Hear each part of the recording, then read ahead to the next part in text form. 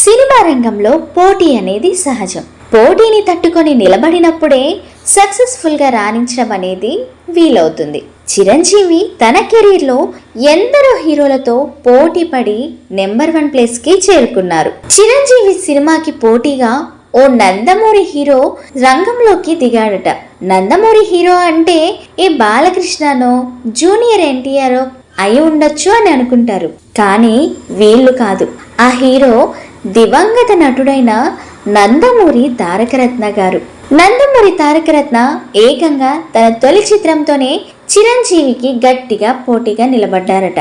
తారకరత్న 1వ నెంబర్ కుర్రాడు చిత్రంతోనే హీరోగా పరిచయమైన సంగతి మనందరికీ తెలిసిందే. నందమూరి వారసుడు కావడంతో గ్రాండ్ లాంచ్ లభించింది. తారకరత్న తొలి చిత్రం వెనుక పెద్ద వాళ్ళు కూడా నిలబడ్డారు. చిరంజీవితో అత్యధిక బ్లాక్ బస్టర్ సినిమాలు చేసిన కోదండరామిరెడ్డి తారకరత్న తొలి చిత్రానికి దర్శకత్వం వహించారు.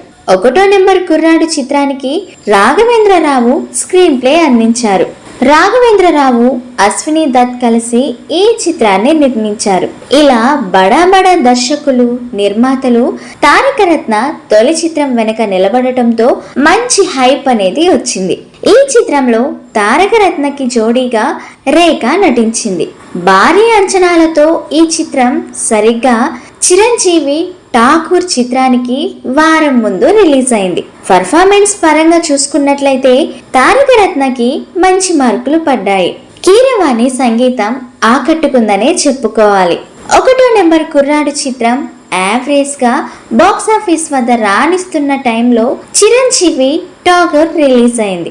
మెగాస్టార్ చిరంజీవి ఒక సునామీలా బాక్సాఫీస్ పై విరుచుకుపడ్డాడనే చెప్పుకోవాలి.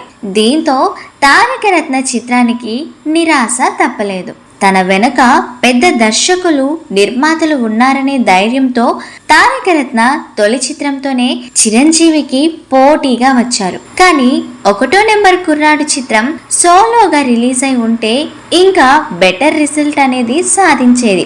మొత్తంగా 1వ నెంబర్ కుర్రాడు చిత్రం తారకరత్నకి మంచి డెబ్యూ చిత్రం అనే చెప్పుకోవాలి.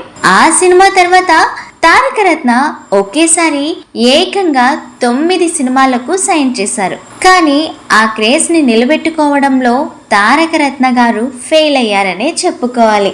సో ఫ్రెండ్స్, విన్నారు కదా. మరొకసారి మర్చిపోయి ఉంటే మన విశ్వ రివ్యూస్ ఛానల్ని సబ్స్క్రైబ్ చేసుకొని, లైక్ చేసి, షేర్ చేసి, కమెంట్ చేయండి ప్లీజ్.